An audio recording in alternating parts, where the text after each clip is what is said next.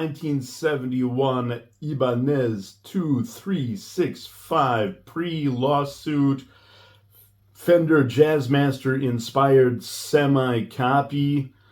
Now, we could go way off in the weeds talking about the lawsuit era of Ibanez and Japanese guitars from the 60s and 70s in general. But to me, the real interesting point is that this model seems to mark a transition point in Ibanez's path to glory, where it's got all sorts of signs of cheapness, but it's got it where it counts, because this thing is a real player. First of all, it's got a sweet neck. Totally thin and smooth and stable, just like you'd expect on a modern day Ibanez, except the frets are really low, not like these jumbos today. They're really flat, and it's totally easy to set a really nice low action.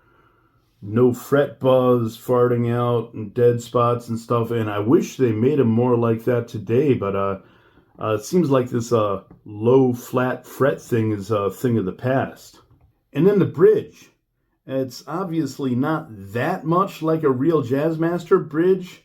Kind of crude looking, but I think it's kind of better because it's firmly mounted and there's no rocking action that puts it out of tune, and there's just none of these troubles that you read about on all of the Jazzmaster forums where people are talking about replacing it with a $200 Mastery bridge and all that stuff just to cure the inherent design flaw that this rocker bridge is unreliable and just not a good idea, you know? And the whammy works really well.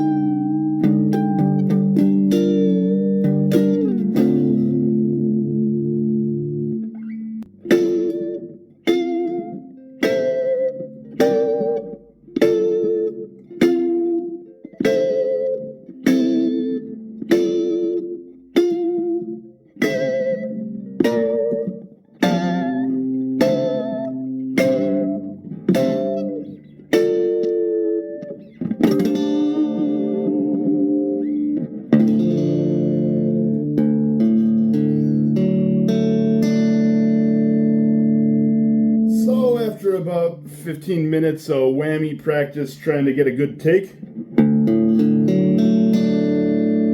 still pretty much in tune.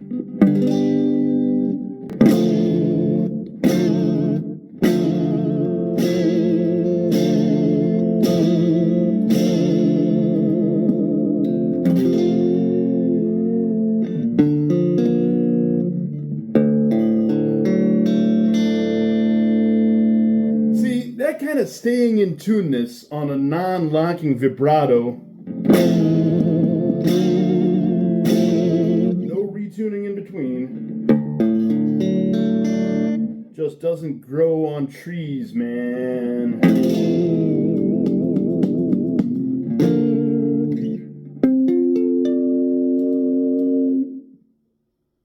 Now, I used to be obsessed with the Jazzmaster style bridge because I love Sonic Youth's Sister so much, and they're whammying out on the Jazzmaster thing, Schizophrenia and all those great songs.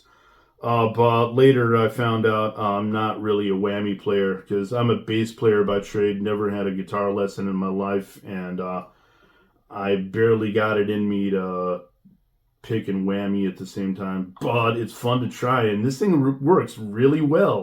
And the pickups are obviously totally different than a real Jazzmaster, but considering this is supposed to be a cheap knockoff, they sound sweet. And then you turn up the gain and put the crunch on, and you find this thing's a real rocker.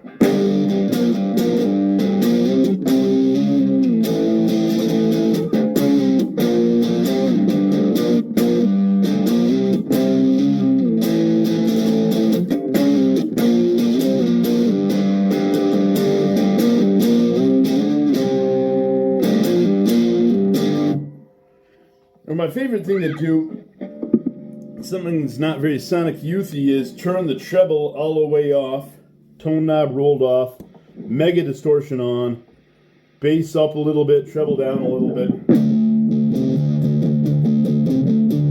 You can rock right out. It's heavy as hell.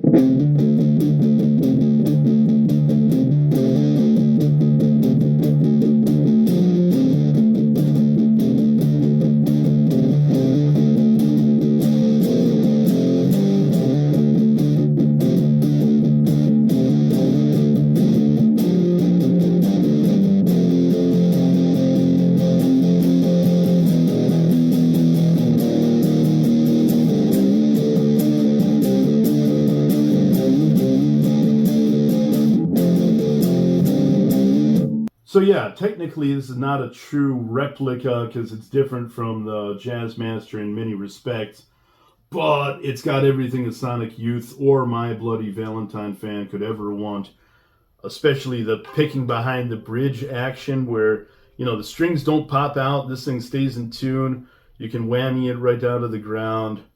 It's awesome.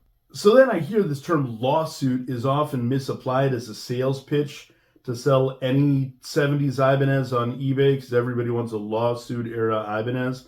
And the only true lawsuit is a Les Paul copy where they copy the open book style headstock. And that's what got him sued.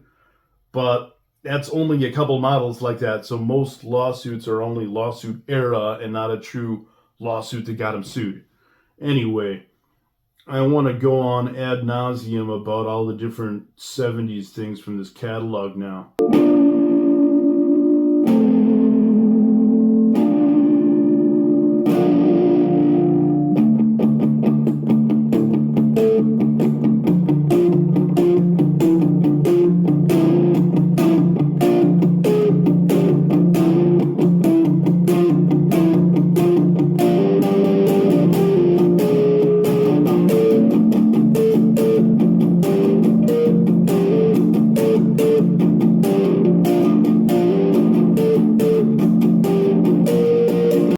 Now, the history of Hoshino-gaki and Salvador Ibanez is long, complicated, and extremely well documented by serious sources.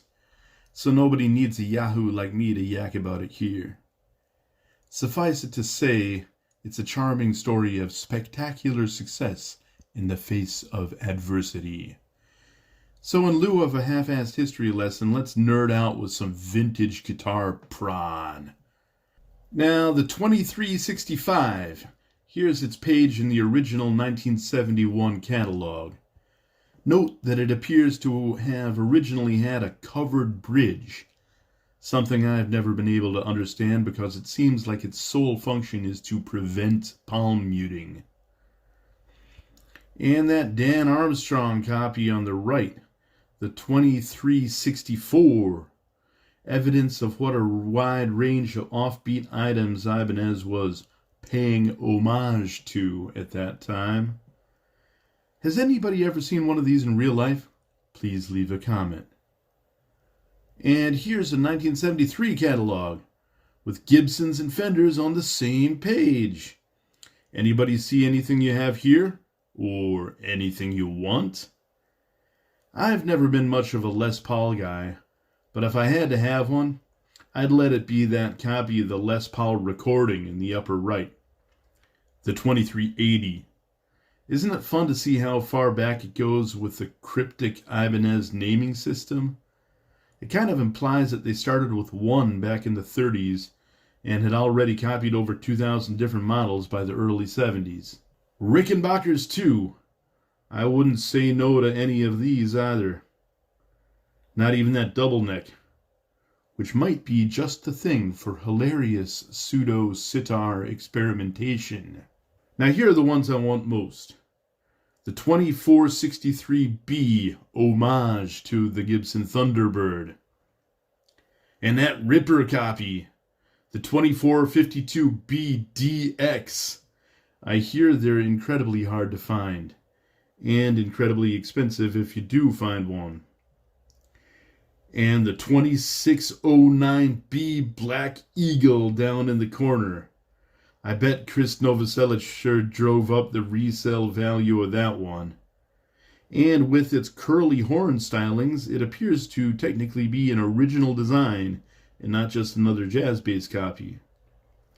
Speaking of which, the Iceman, which may be the first original Ibanez design that became truly iconic and laid the groundwork for their inseparable association with the monsters of metal. It's crazy to think that less than 10 years after this, they were already coming out with their first super strat shredders that they have come to be so synonymous with. Yeah, so there's a rundown of all the 70s Ibbies I want. Collectors and aficionados, please fact check anything incorrect I may have said. Leave your feedback on anything you have, how much you want to sell it for, link to any videos of you playing them, and let us take a moment to reflect on the history of Ibanez and how these affordable yet surprisingly high quality knockoffs paved their path to futuristic, high precision, heavily metallic glory. Here's your all-round carefree outro.